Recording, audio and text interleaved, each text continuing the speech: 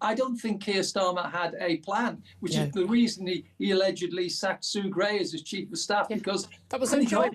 When he got into number 10, he said, "Where's your plan for the first 100 days?" And she said, "What plan?" And then she's out the door, and he didn't have a plan. It's amazing. And I often wonder whether some of the people who want to be leader of the Labour Party actually have a plan rather than wanting to be Prime Minister. Because it's not all about personalities here, Julia. No. It's about policies. And somebody's going to have to come up with a plan to get Britain out of the mess it's in. To improve people's lives. And that's, another way of improving people's lives is not telling them all they're horrible bigots because they want to fly a flag. We're asking people to call in today. I'm sure you'll have heard those brilliant calls we just had. But, Oxfordshire's the first council, the county council.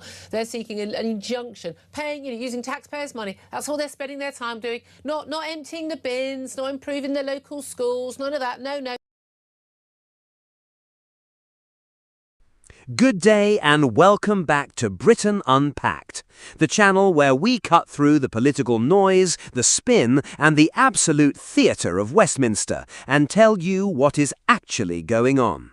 Now, buckle up, because today we are diving headfirst into what might just be the most dramatic political meltdown since, well, the last one. And in British politics, that was probably last Tuesday. Here is the headline.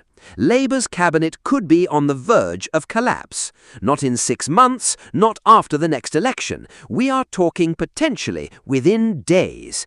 Ed Miliband, Shabana Mahmood, cabinet resignations, a leadership challenge, and Andy Burnham. Yes, that Andy Burnham, the man in the North Face jacket, potentially waiting in the wings. If that does not make you want to stay glued to your screen for the next 10 minutes, I genuinely do not know what will.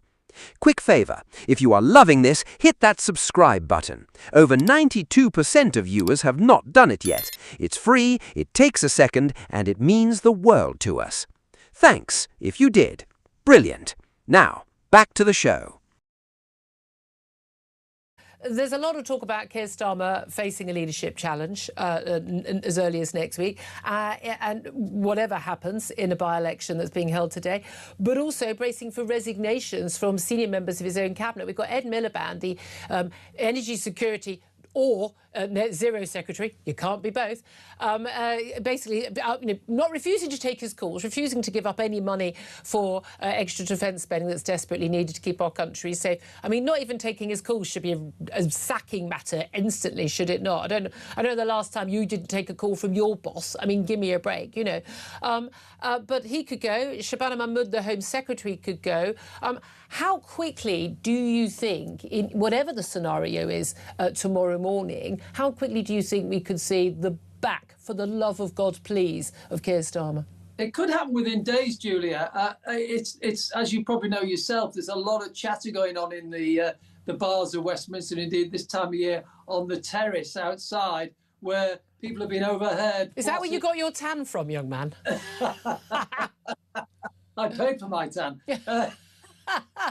But yes, there's a lot of that going on at the moment, and there's word that that Ed Miliband may have been offered the Chancellor's job by one of the contenders for the leadership, if I may say that, and that he will be one of the first to go to trigger a wave of resignation. But will Starmer be willing to go? Because he said again and again, in an interview with Beth Rigby on Sky, but he was asked, under any circumstances, would you leave or would you stay? No, he said, no, he's not going to go. The thing that he's often praised for being is resilient. I mean, basically, I would say pig-headed, frankly, rather than resilient. But he has no intention of leaving. It's quite clear. He didn't take the signal from the local elections. Will he take any signal from, the Defence Secretary resigning, his Health Secretary's gone?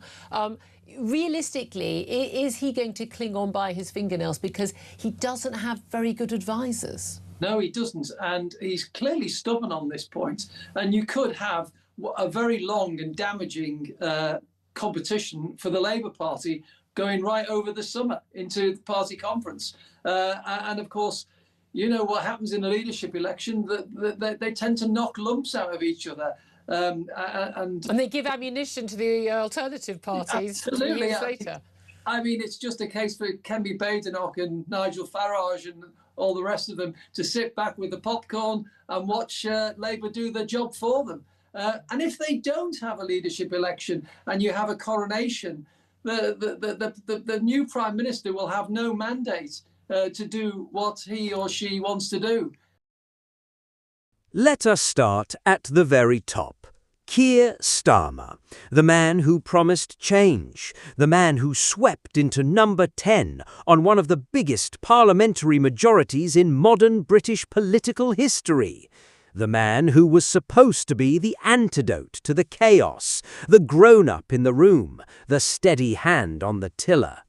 So, how on earth are we sitting here talking about whether his cabinet is about to walk out on him?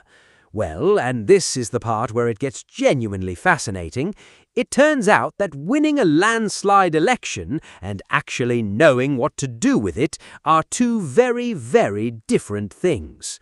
Stamer's majority was enormous, historically large, but here is the brutal truth that Westminster insiders have been whispering for months.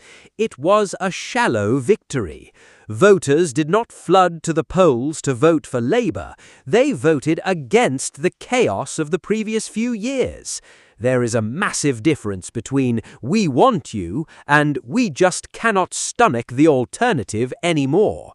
One gives you a mandate, the other gives you a clock. And that clock, ladies and gentlemen, appears to be ticking rather loudly right now. Let us talk about the resignations, because this is where the plot thickens into something resembling a political thriller, except far less glamorous and featuring significantly more spreadsheets. Ed Miliband. Remember him? Former Labour leader, the man who ate a bacon sandwich and somehow lost an election partly because of it. He is currently serving as Energy Security and Net Zero Secretary, and, according to sources close to the situation, he may be one resignation away from triggering an absolute avalanche. The speculation goes something like this.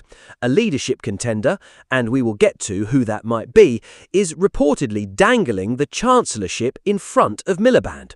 Now, if you are Ed Miliband and someone offers you the second most powerful economic job in the country, and your current boss seems to be navigating the ship without a map, a compass, or frankly any clear idea of the destination, you start doing the maths, do you not? And Miliband is not alone. Shabana Mahmood, currently in the Home Office, is also being named as potentially on the move. When your Home Secretary and your Energy Secretary are both rumoured to be eyeing the exits, that is not a personnel issue. That is a structural crisis. Think of it this way. It's like the crew of a ship starting to quietly look at the lifeboats. You might not be jumping yet, but you are absolutely checking where they are stored.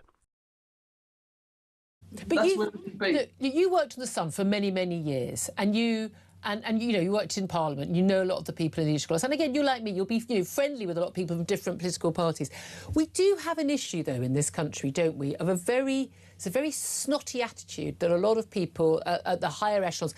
In more than, not just the Labour and the Lib Dems and Greens, but I think in actually some of the Tories as well, certainly on the left, where they have a very very negative, snotty attitude towards people who want to fly the flag. It's oiks. It's drunk louts. It's the white van man who they despise. It's racist. It's bigots. This is a view of a political class towards the average voter in this country, which is completely unique to Britain.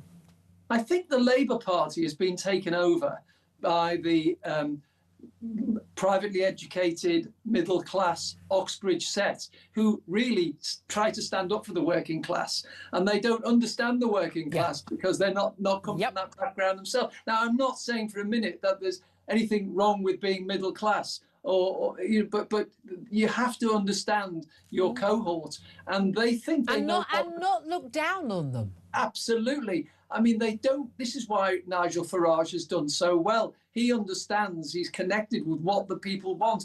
They don't want mass migration. They don't want benefit cheats. They want fairness, and they want to get on in life. And one of the things they are is immensely proud in their country and their football team. And they like to fly the flag. Yeah. And when they're told by snooty people that you can't do it because it's not a clever thing to do, they don't like being lectured. This is why they voted for Brexit, because they felt, and it was mostly working class people, mostly people who vote Labour, who felt we are not getting what we want from either Conservatives or the Labour Party. So I was going to say something unpleasant then, but, get lost, a lot of you. Now, who is waiting on the shore with a towel and a warm cuppa? Step forward, Andy Burnham. The Mayor of Greater Manchester has been floating in the background of Labour leadership speculation for what feels like decades now, and honestly, his moment might finally be arriving. Burnham has something Stamer desperately lacks right now, a narrative. He is the working class lad done good. He fought for the Hillsborough families when nobody else would. He stared down Boris Johnson during the pandemic funding rows and somehow came out looking like the most competent person in the room. In a party that is increasingly being accused of being run by privately educated, Oxbridge-polished metropolitan elites who have never set foot in a working men's club, Andy Burnham is practically a political unicorn. Does that make him a guaranteed winner if a leadership contest happens? Not necessarily, but it makes him the most compelling alternative on the board right now. And in politics, looking like the answer is half the battle. Now, here is where it gets culturally interesting. And stay with me, because this bit matters more than it might initially seem. Oxfordshire County Council recently made moves to restrict the display of Union flags and England flags on public buildings. Apparently, in certain circles, the sight of your own national flag is now considered a bit much. I am not making this up. Meanwhile, pride flags, environmental banners and various other symbols of progressive approval are displayed without a second thought. Now look, this programme is not here to tell you what flags should fly where, but what this episode reveals, with almost painful clarity, is a growing, festering, very real disconnect between those who govern and those who are governed. Working class communities up and down this country, in the Midlands, in the North, in coastal towns that have been economically left behind for decades, have a deep, genuine, uncomplicated pride in their national identity. It is not sinister, it is not extreme. It is the same pride you see when England play at Wembley and the whole pub erupts. It is the same pride that sits quietly in front rooms on Remembrance Sunday. When you signal, however subtly, that this pride is somehow embarrassing or needs to be managed, you do not just lose votes, you lose people, you lose trust. And once that trust is gone, good luck getting it back with a policy announcement and a carefully worded press release. But exactly, we've got that anniversary coming up next Tuesday, and I have to say, it's still, I think, top five days of my best days of my life, and up there, the birth of my daughter, getting married. Genuinely, it's just. I think about it, and I think about waking up that morning. I gave myself a few hours sleep because I knew I had to write in a newspaper the next day, and I was just so utterly thrilled with that result. And although a lot of people say, we haven't had the benefits of it, in a way we have, simply because it was about, for me, we haven't seen the controls on immigration that a lot of us wanted, but for most people, and it's really clear in the polling, it was about democratic sovereignty, it was about democratic accountability, it was about when our government does stuff that we don't like, we kick them out, and that is what voters are going to keep on doing, isn't it, until the ruling class start doing what we've instructed them to do. Absolutely. And you keep hearing people, the Remainers who have now become rejoiners, and they keep telling us, Brexit's ruined everything. Brexit's awful. It's terrible. We've got to go back in again. They just don't get it. People left because they were fed up with not getting what they wanted, and they wanted to hold the government to account.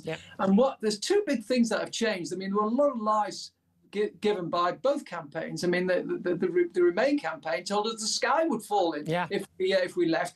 I remember George Osborne telling me when he was Chancellor that there'd be an immediate, long and deep recession within 24 hours. It never happened. We're still waiting for it. And then he said there would be a massive emergency budget within the first few days, and he would have to cut defence. Well, defence has been cut by this government, not by Brexit. The two things which have changed in the last 10 years since Brexit, in my view. Well, since the vote, I mean, it didn't actually happen until 2020, did it? Yeah. The two things that I think have happened is, one, the governments used to blame the European Union for everything that went wrong. They can't do that now. Exactly. But they try to blame Brexit for it. Yep. They've got all the levers of power now, so Yep. why are they doing that? Which brings us, inevitably, to Brexit. Yes, we are going there. We always go there. Because the truth is, Brexit never really went anywhere. Here's the thing that the pro-rejoin crowd consistently get wrong. Brexit was not primarily an economic argument. It was a sovereignty argument. Millions of British people looked at the structure of the European Union, looked at the increasing distance between the decisions being made and the people those decisions affected, and said, no, we want our parliament to be accountable to us. We want to be able to vote people out who make decisions we disagree with. Was Brexit messy? Absolutely. Did some of the predictions made by its proponents turn out to be optimistic? Obviously. But the democratic mandate behind it was and remains legitimate, and the continued attempt by certain commentators to relitigate it, to dismiss the millions who voted leave as economically illiterate or culturally backward, is itself a perfect example of the elite condescension that drove the vote in the first place. Stamer, to his credit, has not overtly tried to reverse Brexit, but his government's inability to articulate a clear, positive vision for what post-Brexit Britain actually looks like, what it is for, not just what it is against, is another piece of the same puzzle. People voted for something. They are still waiting to see it. So where does all of this leave us? We have a Prime Minister who insists he is going nowhere, even as the political ground shifts beneath his feet. We have cabinet ministers reportedly weighing up their options. We have a party that swept to power on a wave of public exhaustion rather than genuine enthusiasm, and is now discovering that exhaustion is not a substitute for a vision. We have cultural flashpoints, flags, identity, class, that are not distractions from the real political story. They are the real political story. They are the symptom of a governing class that has drifted so far from the communities it is supposed to represent that it now struggles to understand why people are angry. And we have, lurking in Greater Manchester in a North Face jacket, a man who might just be positioned to offer something different. Will Stamer survive? Will the cabinet hold? Will Andy Burnham make his move? Britain Unpacked will be watching. You should be too. Thank you so much for watching today. It genuinely means everything. We will see you in the next one.